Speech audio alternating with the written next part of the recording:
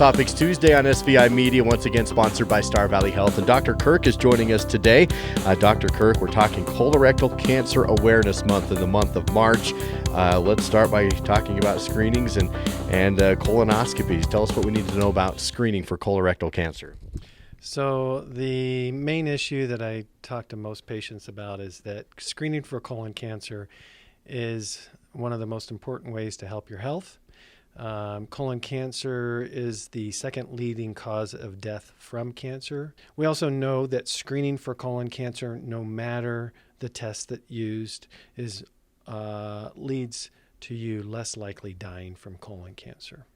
We think that colonoscopies are a great way for you to screen for colon cancer. It's not the only way. Colonoscopies, the upside to colonoscopies are that you can pick up on polyps, remove those before they ever turn into cancer. And so you actually prevent yourself from ever getting cancer. Most of the other methods actually depend upon you having cancer or something very close to cancer beforehand in order to pick up on it. So the problem is that colonoscopies are a little bit more expensive and there's a little bit more risk to having those performed. So Dr. Kirk again with our Health Topics Tuesday. And, doctor, when people hear the word colonoscopy, just the word makes them uncomfortable. What's the procedure like and what should people expect? So getting prepared for colonoscopies is probably the most difficult if I have to pick on some area of that process.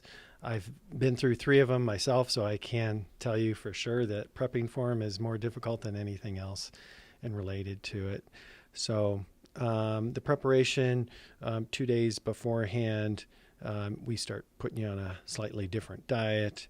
The day beforehand, we have you on a clear liquid diet, and then you start your preparation to cleanse out your bowels so that we can perform a colonoscopy. The importance of doing the prep and doing the prep well, I can't talk or emphasize that enough.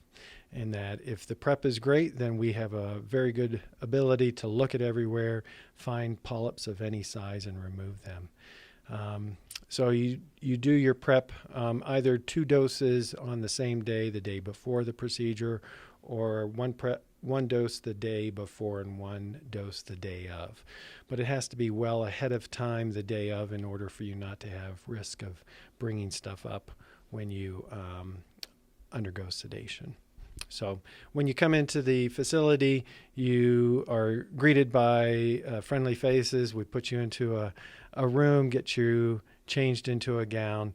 They have to put an IV in so that we can provide you sedation and ask you a few questions. After that, the doctor will come in, say hi, talk to you about the process, and answer any other questions.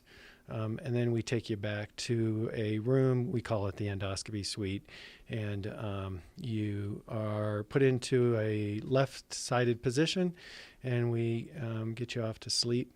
And the next thing you know, most people are waking up. Dr. Kirk again, talking colorectal cancer. At what age should men start preparing for that procedure? So that's a great question. There is some individuality to it. So if there is a family history of colon cancer or even just having colon polyps, and we're talking about first-degree relatives mainly, in those scenarios, we actually like to start at age 40 or 10 years before your first-degree relative had that diagnosis. So, for example, if you are 54, if your dad was 54 and got diagnosed with colon cancer, we would want you to start screening at age 40. If your dad was 44, on the other hand, we would actually want you to start screening at age 34. There are some genetic disorders that run in families, which changes the recommendations based on that. If you are at average risk, so no family history of colon polyps or colon cancer, then we generally recommend starting at age 50. That recommendation may end up changing in the next few years.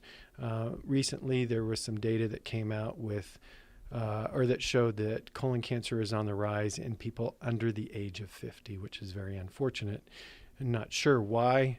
Right now, the American Cancer Society is recommending starting at age 45 for colon cancer screening, but we have not gone there quite yet. So, but again, there are some individuals who say, I really don't ever want to go through a colonoscopy.